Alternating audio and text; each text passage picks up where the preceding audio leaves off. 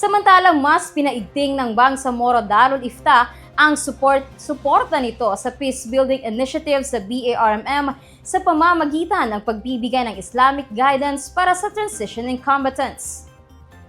Nakiisa ang Bangsamoro Darul Ifta o BDI sa isinagawang needs assessment for transitioning combatants ng Peace, Security and Reconciliation Office noong April 27 hanggang 28, 2026 sa Alnar Convention Center sa Cotabato City. Nagbahagi ang BDI ng mga pananaw na nakabatay sa Islam upang gabayan ang mga dating combatants sa kanilang paglipad tungo sa mapayapa at produktibong pamumuhay sa komunidad. Nakatuon ang aktibidad sa pagtukoy sa mga agarang pangangailangan at pangmatagalang suporta para sa mga transitioning combatants bilang bahagi ng kanilang reintegration process.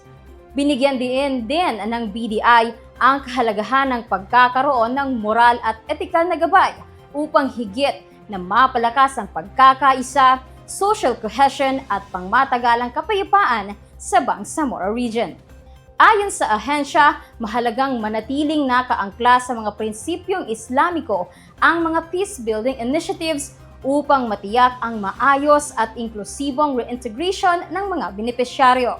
Patuloy namang pinagtitibay ng BARMM ang mga programang naglalayong isulong ang pagkakasundo, rehabilitasyon at pangmatagalang kapayapaan sa rehiyon.